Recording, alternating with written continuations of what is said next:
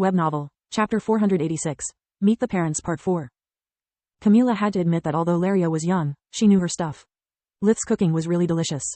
Alina asked Camila about her past, and when she noticed that Camila didn't mention anything related to her life before the army, Lith's mother decided to not pry further. Your house is really beautiful, Camila said after noticing the many magic-fueled home appliances inside every room and spacious bathrooms. My apartment is much smaller, yet I could have never afforded such a comfortable place if it weren't for Belius being a giant army base. Sometimes I can't believe I spent most of my life without running water and all these conveniences. Anything which required even a small magic crystal was the result of forge mastering. They were very expensive and usually only noble and rich households could afford them. Belius was one of the rare exceptions in the entire kingdom where anyone had the equivalent of a modern earth home because of the nature of its arrays, which protected the border with the Gorgon Empire. Everyone else was still forced to chop wood to get warm during winter and get their water from a well or another water source all year long. I hear you, Camila. Rena nodded. After I got pregnant with Laria, I've basically moved back to my family home. Once you get used to hot and cold water on tap, heating during winter, and cooling during summer, it's hard to go back to the old lifestyle. Also, having a healer available 24/7 is priceless, especially when you have your first child. I went into a panic whenever Laria sneezed and Tista was away. After lunch, Lith used light and air magic to stage one of the children's favorite shows, The Legend of Bang, The Last Airmaster. It had everything they could wish for. A young, dumb protagonist, good feelings, funny animals and cool fights. Light shaped the holograms while air magic gave them voices and the other elements were used only for the special effects. Lith had never projected a movie for Camila, just like he avoided using magic as much as possible in front of her. He was afraid that showing off his powers too much could widen the small gap he felt was still between them.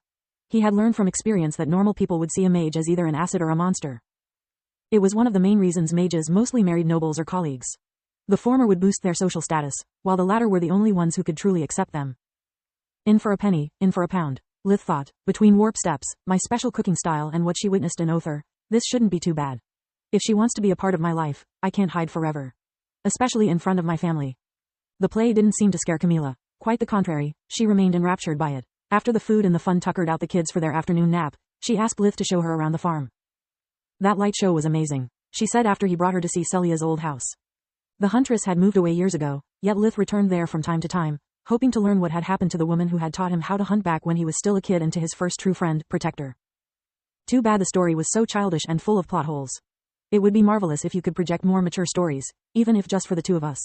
She snuggled on his arm while he used water magic to make the snow part in front of them. More mature stories? It's doable, but I prefer living certain situations rather than just spectating them. His lecherous tone left no doubt about what he was referring to. Pervert, I meant like those from good books or theatrical works. She giggled and punched his shoulder. I have always dreamed of meeting the protagonists of my favorite novels or watching the best scenes of the plays I love the most over and over again. Maybe, now that I have a giant mage boyfriend, he could make my wish come true. Maybe, Lith nodded. I don't know who this sucker is, but my suggestion is to entice him by wearing as little as possible when you ask him for a favor. I also heard that hot, passionate sex is a great way of saying, please, or, thank you. What's wrong with you today? Are you this cheeky because it's your birthday or does Lucia bring it out in you? Camila's tone sounded like a rebuke, but she actually moved his hand from her shoulder to her hip.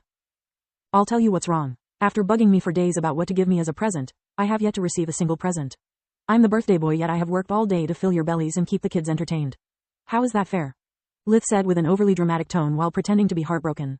His acting was as terrible as he wanted it to be, making Camila laugh heartily. Maybe Lady Ernest is right. Maybe if I really get to become a constable, I should get myself a forge master for a husband. She thought as she pulled the collar of his coat with both hands to give him a passionate kiss. Does it feel better now? Not yet, but it's definitely a start. When the presents were finally revealed after dinner, Lith thought that by mentioning them he had jinxed his own birthday. Both Camila and his parents had only bought clothes for him, the thing he hated the most as gifts. If they weren't enchanted, of course. His face when opening them was worse than the one he made when checking the bill at a fancy restaurant, which made most of those present laugh until they cried. I'm sorry sweetie, said Alina once she managed to catch her breath. Gifting enchanted items to a forge master is like pouring water in a river. You have no hobbies and you already decorated your house as you thought best. It's not like you left us a choice. Same here, Camila said. Lith cast the hush spell around the kid's ears and was about to say something very rude when his army amulet drew his attention. His free days weren't actually free, he was always on call. His temporary handler warned him about an emergency in Kogaluga. Something had been pushing on the barrier protecting the lost city with growing intensity. It was an alarming sign since Lith had cleared the zone recently. The only good thing about the lost cities was their predictability. Any anomaly was considered a high-level threat to the kingdom. Lith cursed his bad luck and left along with Camila. Actually, half of my gift is waiting for us in my apartment. It's something I'm planning to wear the next time we spend the night together. She whispered in his ear before she took the warp gate to Belius. Please, take care. If something happens to you, it would become useless and there's no way I'd get a refund. I'm really rubbing off on you. Lith chuckled, trying to cheer her up. She was clearly disappointed of having to part from him so abruptly after planning that day for so long.